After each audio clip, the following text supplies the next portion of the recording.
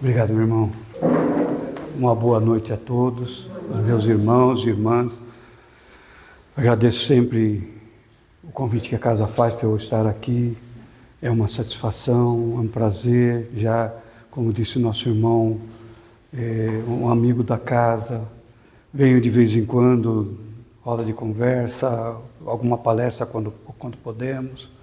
Essa do dia 18, infelizmente, eu não vou conseguir, porque no mesmo dia do aniversário da Belde, onde eu fui convidado para fazer a palestra lá. Então, vou sentir falta, porque da última vez que estive aqui, quem não veio, venha, que é excelente. Viu? E vou dizer uma coisa, meu irmão Sobral, é melhor que o pinga-fogo. Não temos essa pretensão toda, não. Jesus nos pediu para ser bom. E hoje eu vou usar um exemplo que acabou de acontecer. A minha companheira, a minha esposa, Débora, que muitos aqui conhecem, estava se preparando para vir comigo, estava lá, panela de pressão, cozinhando. O que acontece? Foi até o teto, sujou tudo. Calma, vou lá, né? Vamos limpar, vamos acertar. Tá? Aí ela limpou, acertou, colocou a panela de novo, por incrível que pareça, a segunda vez. E eu pergunto, precisa ser muito bom para aguentar duas paradas dessa, com ela pronta para vir para cá. Como é que a gente pode ser bom num mundo como este? Não, a pergunta é lógico que a gente vai ser bom e nós já somos melhores. Ponto pacífico. Mas lembremos que o nosso irmão Jesus Cristo, a panela de pressão estourava todos os dias e todas as horas. Mas ele calmamente, sempre desafiado, nós sabemos, ele era desafiado diariamente, muitas vezes, e ele não deixava nunca para trás a oportunidade de dar exemplo. Quantas vezes nós ouvimos ou lemos no Evangelho que ele passou dos limites, que o motorzinho dele ferveu, como eu brinco? Nenhuma. Ele foi mais enérgico no episódio dos vendilhões do templo, mas ele foi mais enérgico e com alguma razão. Nos demais, ele era desafiado.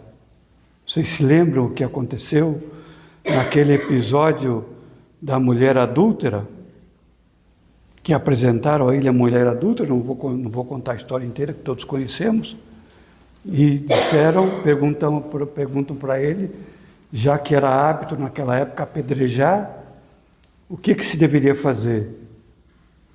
Aquilo que nós devemos fazer toda vez que o motorzinho esquenta. Calmamente, ele começa a rabiscar na areia por alguns instantes. Eu conto até 10, de vez em quando até 1000, e sempre é preciso ter calma. Mas eu também sou desafiado todos os dias. Eu saio da minha casa, chega no meu trabalho, tem sempre alguém que me desafia. Eu chego na escola, ou eu chego em casa na volta e a esposa não está bem e ela também me desafia.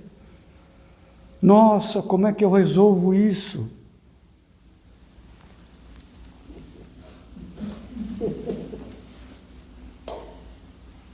É fácil? Não. Se nos coloquemos, quem somos nós, né? No lugar de Jesus, que era criticado às vezes até pelos próprios apóstolos, que perguntavam a ele como é que ele poderia conviver com pessoas de má índole. E ele jamais deixou de atender a ninguém. Jamais deixou de atender a ninguém. E como ele nunca deixou de atender a ninguém, ele atendia a todos, de boa vida ou de má vida. Num dos episódios em que ele cura um cego, A notícia veio que o cego voltou a fazer todos os erros que ele fazia antes de ser curado.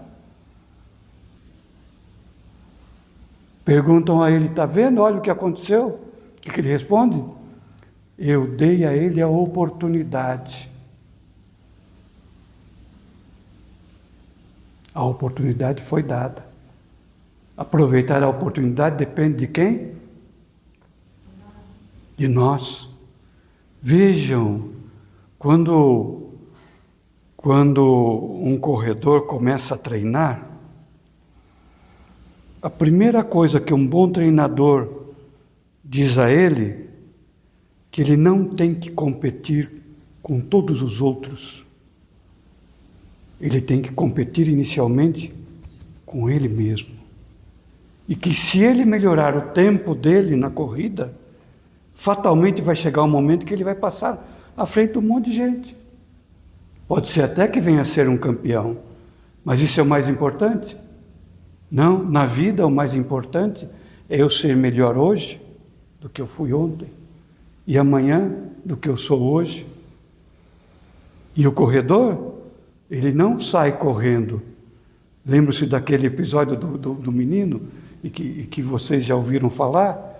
O menino achou bonito e resolveu participar da maratona. Ele viu uma maratona e resolveu participar da maratona. É assim? E aí ele se inscreve sem nunca ter treinado.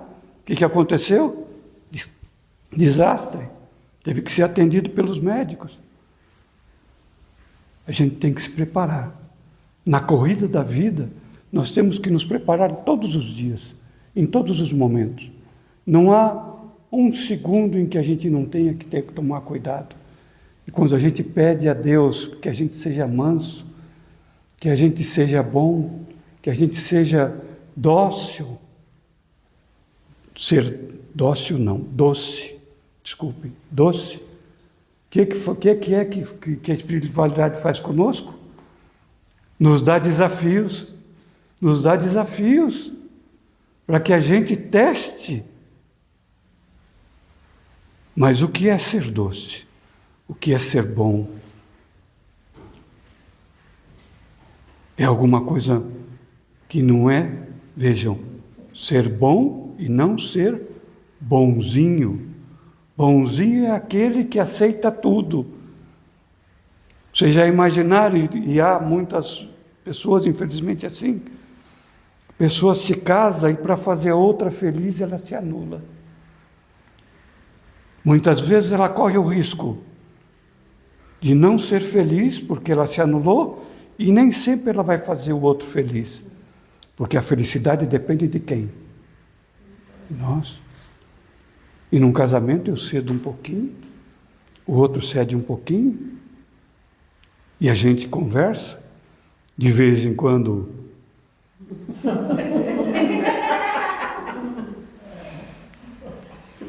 Dá vontade de matar só um pouquinho. Mas a gente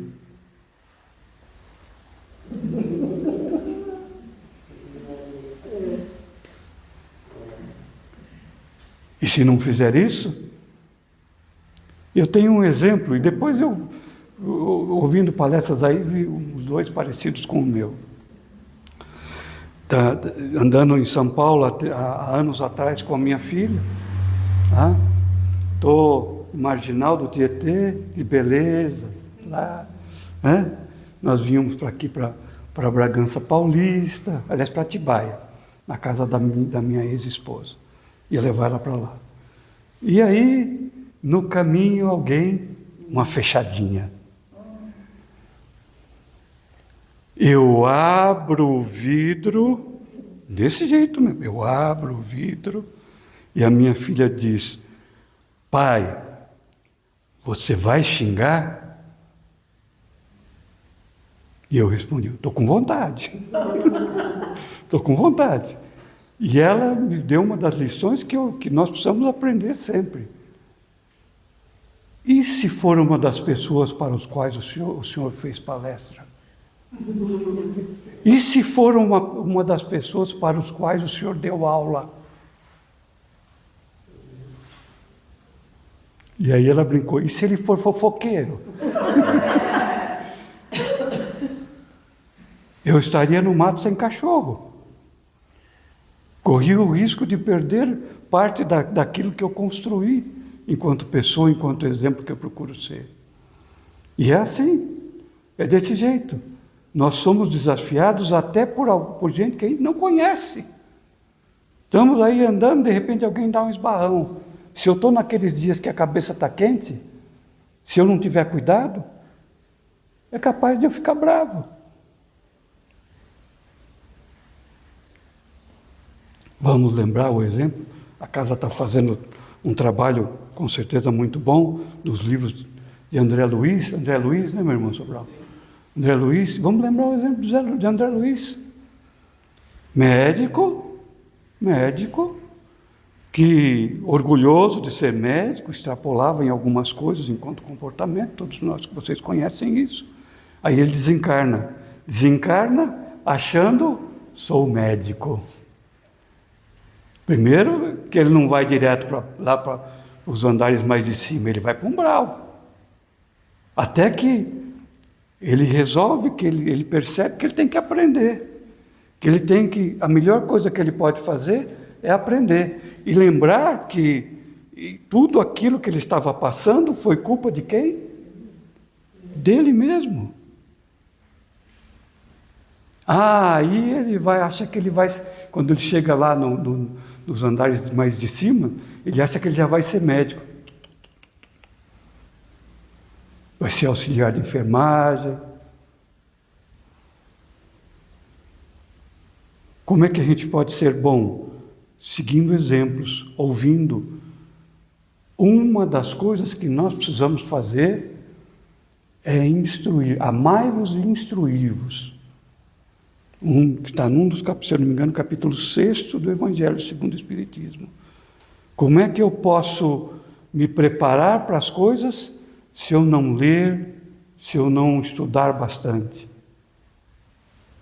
Vejam este mundo. Agora há pouco a minha irmã estava falando do WhatsApp, do Facebook.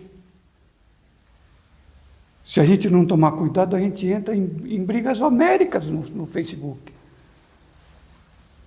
E todos os dias eu estou lá, às vezes até em grupo de WhatsApp, as pessoas discutindo, às vezes o sexo dos anjos, às vezes coisas bobas. Nós não podemos perder a amizade das pessoas por nossas ideias. Nós não podemos perder a amizade das pessoas por um ato impensado.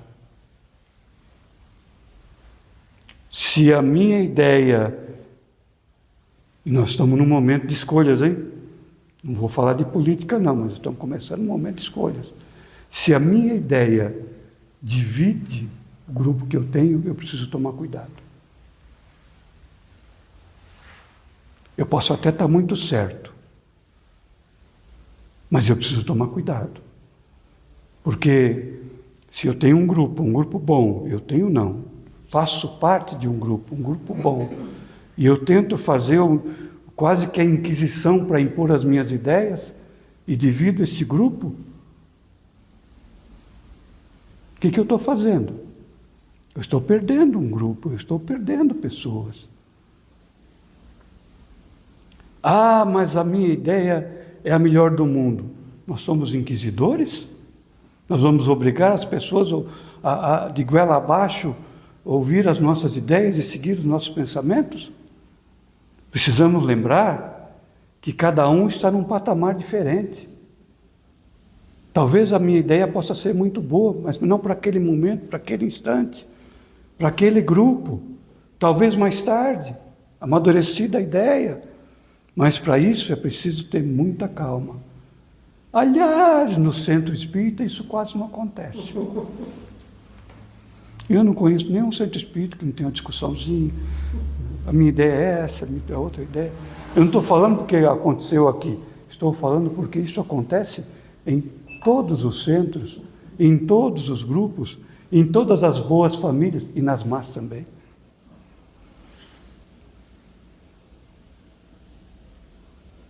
Ah, mas é difícil viver num mundo como este. Como é que eu posso ser bom num mundo como esse? Ou quando você encarnou, não veio com manual de instrução. Não veio. Você se lembra do manual de instrução? Que veio dizendo, você pode fazer assim, a receita é essa. Tem manual de instrução? Não. É luta dura e doída todos os dias. Todos os dias é dura e doída. Desafios das mais diversas formas, dos mais diversos jeitos. E que se a gente não tomar cuidado, a gente joga fora, como eu quase joguei fora numa fechada. O nosso irmão Chico Xavier, e eu faço um parênteses aqui, não vou fazer apologia, até porque o nosso irmão Chico Xavier não precisa, mas eu digo o seguinte, num mundo de tão poucos exemplos, e vocês sabem do que eu digo hoje, quando a gente abre o jornal, que a gente nem abre mais agora na TV, no celular, o que a gente vê? Quais são os bons exemplos que a gente vê? Então, nós precisamos não viver fazendo apologia deste ou daquele ídolo nosso. Bom, mas é bom que a gente tenha um Chico Xavier para ser uma referência. E hoje é um dia especial.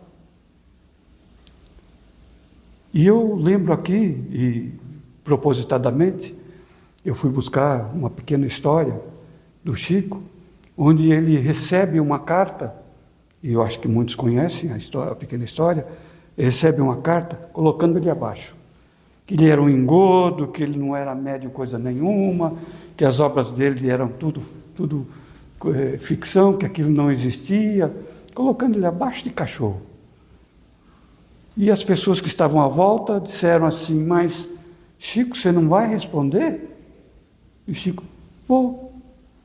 Dias depois, ele responde a carta para essa pessoa, um homem, que eu não detectei o nome, mas ao invés de ele se defender, de ele agredir, ele trata com carinho, dizendo, olha, eu entendo que o senhor pode não estar num bom momento, quando o senhor escreveu tudo aquilo, eu me coloco à disposição, podemos conversar. Tempos depois, este homem escreve para Chico Xavier pedindo desculpas, dizendo que ele estava num momento não muito bom e que, na verdade, ele tinha muito a aprender com Chico. Isso é ser bom. A reação do Chico poderia ser outra. A reação do Chico poderia ser de agressividade. Por que ele não respondeu na hora?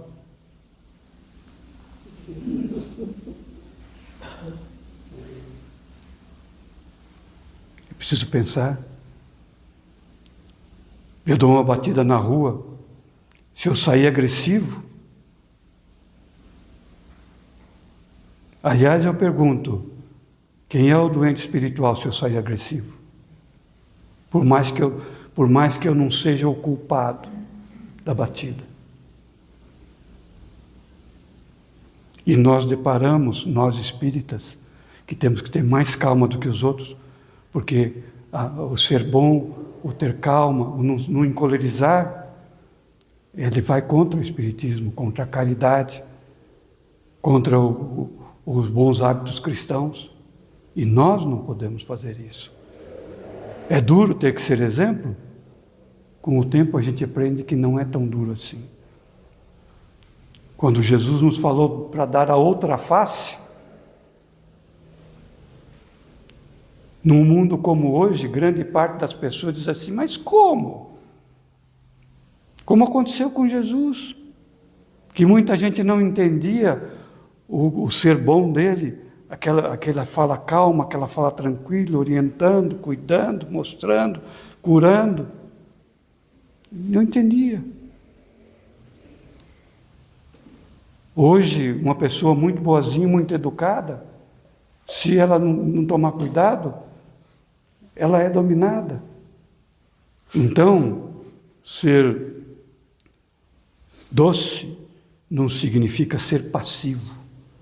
Ser bom não significa aceitar tudo. É preciso, inclusive, impor limites. Até onde eu posso ir e até onde o meu amigo, o meu parente, a pessoa da rua pode ir.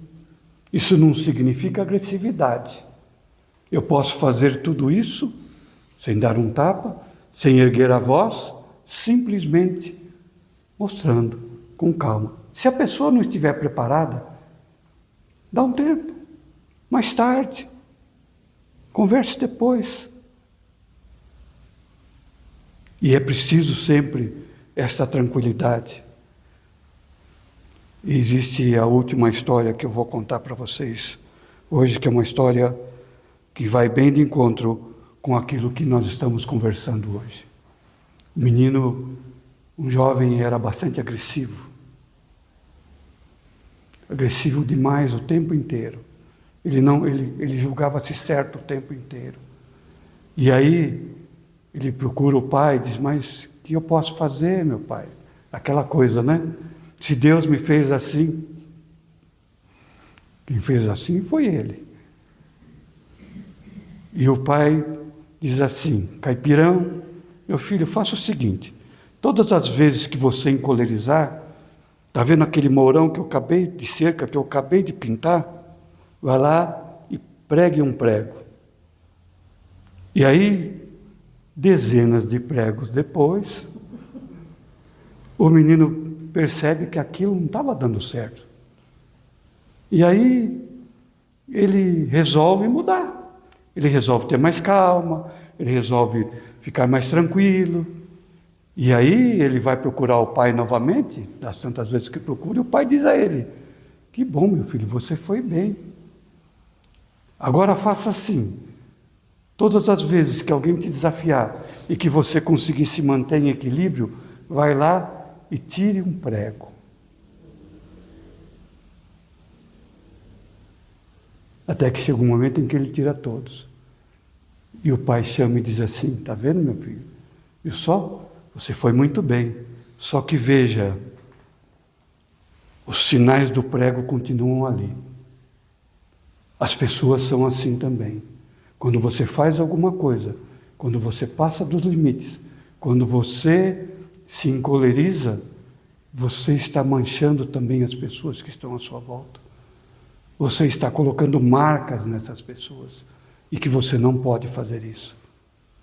E num dia, em tempos como hoje, muito mais porque as pessoas não estão preparadas para isso. As pessoas ainda estão em evolução, em crescimento.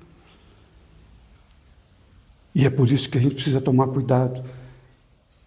Ser bom não é ser bonzinho. Ser bom não é se anular.